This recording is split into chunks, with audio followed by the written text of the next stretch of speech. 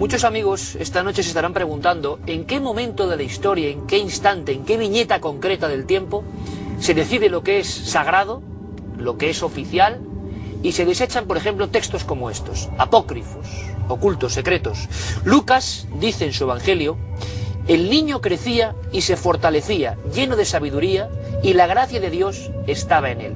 Esta frase de Lucas, este cronista o reportero, lo llamamos así amablemente, de aquel tiempo, dice, interpreta toda una franja biográfica en esa frase. Y claro, solo esa frase para demasiados años perdidos. Antonio, ¿en qué momento de la historia se hace esa balanza entre lo positivo y lo que a partir de ese momento será condenado e incluso perseguido? Pues en realidad no se puede decir que es en un momento, porque la formación de la lista de libros sagrados dura muchos años, siglos. Mucha gente no sabe que, por ejemplo, el Apocalipsis en todas las iglesias orientales, por ejemplo, tardó hasta el siglo X, no fue canónico. Y mucha gente no sabe también que la primera declaración por parte de la Iglesia Católica de la lista oficial fue en el Concilio de Trento, a finales del siglo XVI. Esa es la primera declaración. Pero que la Iglesia tuviera una lista, pues yo creo que la forma en torno al 180 y el 200, en 20 años. Pero lo curioso es que, ya lo he dicho en algunas ocasiones, la Iglesia no ha dejado ni un solo documento. Esto sí que es un misterio. Es como si hubiera dicho, ahora voy a dejar aquí un enigma. No hay ni un solo documento que nos diga en qué momento, ni en qué sitio, ni por qué acto, ni por qué política, ni por qué no política se hizo la lista de libros sagrados. Yo lo único que puedo decir es que hacia más o menos el 180, Ireneo de León escribe una obra impresionante contra las herejías en 5 grandes libros, y el canon suyo, y él dice ya que es una lista sagrada, tiene 27 libros, de los cuales 23 son los mismos que hoy son canónicos. De hecho, muchas de las cosas que sabíamos de, digamos, de los textos apócrifos, como el Evangelio de Felipe, o bueno, todos los que, digamos, sirven de base a nuestra narración esta noche, lo sabíamos gracias a Ireneo. Claro.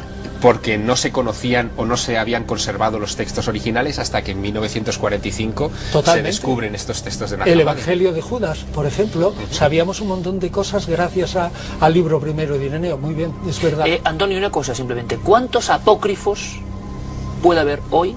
¿Cuántos pueden quedar por descubrir? Porque muchos estudiosos pensáis que hay mucho material todavía por descubrir. ¿Qué dices, de apócrifos todos o solamente evangelios? Apócrifos. Yo no sé, puede haber 200 apócrifos aproximadamente. ¿Hay más material herético que oficial? Mucho más. No deja de ser curioso. Se incorpora a nuestra mesa José Carlos Martín de la Hoz, también ha participado y nos ha ilustrado en programas de Cuarto Milenio, teólogo, historiador, director de la Oficina para la Causa de los Santos del Opus Dei en España, y un experto en todas estas materias. José Carlos, bienvenido, buenas noches. Buenas noches, sí. Yo no sé cómo interpretas tú, pero aquí vamos a tener un debate fructífero, van a seguir incorporándose amigos a la nave, en este caso del siglo I, aproximadamente, ¿verdad? ¿Cómo ves las escenas que hemos visto? Fábulas simplemente, y sobre todo la pregunta que tengo pendiente para Antonio. ¿Se ocultaron porque contaban cosas de un niño Jesús diferente, menos dulce de lo que tenía que ser?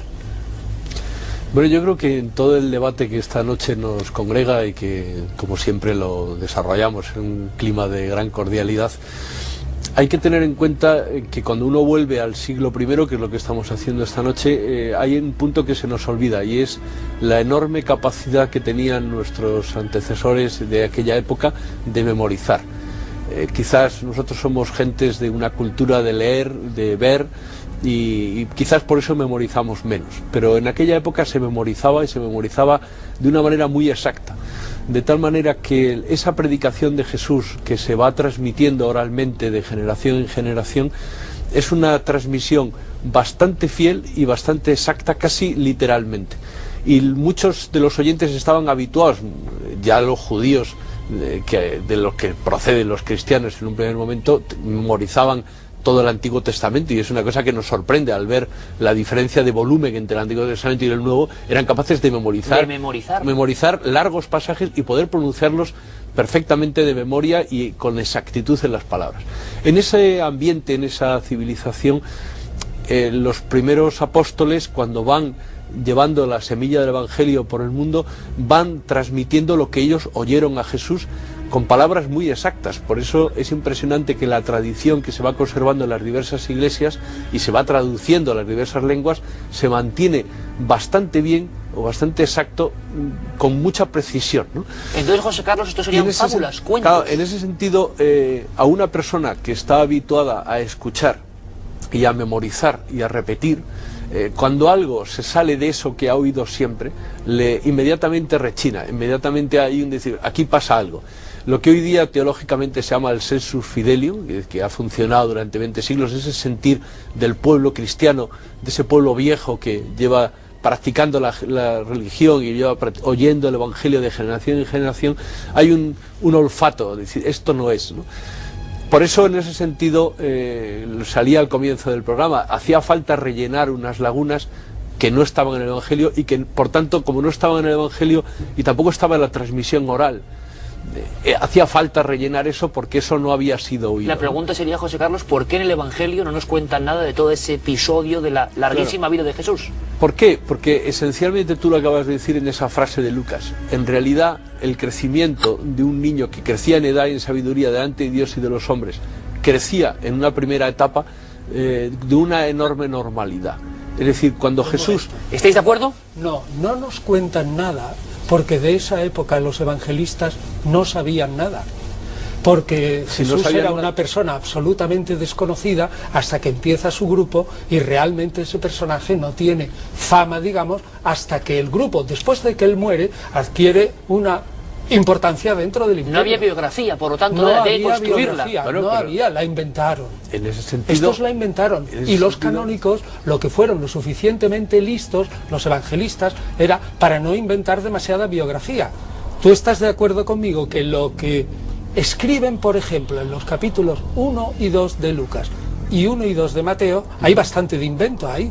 Lo admite la Iglesia también, porque dice, no, eso es una historia teológica, ojo, no se tome como historia. Bueno, eso es aceptar que ahí hay bastante invento. Es decir, la Iglesia hoy, la Iglesia católica, por lo menos en las universidades, no tiene inconveniente ninguno en decir, de Jesús no sabemos nada de esos 30 años. Y probablemente lo que escribe Mateo y Lucas es tradición, bueno, pero que tampoco es verdad. En ese sentido, la predicación de los apóstoles... Pero es después. Pero esa predicación de los apóstoles que van contando lo que han visto y oído, también en cierto modo parte de lo que han oído es lo que puede haber dicho a la Virgen. Verás. Es decir, que en ese sentido... Yo te respondo a eso directamente. No, digo que en ese sentido hay que tener en cuenta que en esa frase se compendia muy bien lo que es la vida oculta de Jesús durante unos años en los que era un niño que crecía en edad y en sabiduría. Perdón, quería introducir una cosa. No será también porque no tiene importancia, porque tenemos dos evangelistas que empiezan su narración con el bautismo. Es decir, que además a mí personalmente me parece uno de los episodios más sorprendentes. Bueno, Marcos solo. Marcos, bueno, pero Juan inicia, o por lo menos empieza a hablar del Bautista. Juan empieza con la preexistencia de Jesús. Ahora, tienes razón, luego digamos empieza que con la primera semana. El punto eje, digamos, sería el bautismo. Es decir, ese bautismo de alguien, en principio desconocido, que no sabemos de dónde proviene, salvo que se le hace una filiación, ¿no? Alguien que va a revelar lo que ha oído del Padre. Sí, pero incluso esa ceremonia de dónde sale ese bautismo, ni es judía, es decir, y cómo Jesús, por lo menos a mí me sorprende, ¿no? Cómo Jesús, que es el Hijo de Dios, se somete, aunque sea por unos instantes, un poco a esa jerarquía.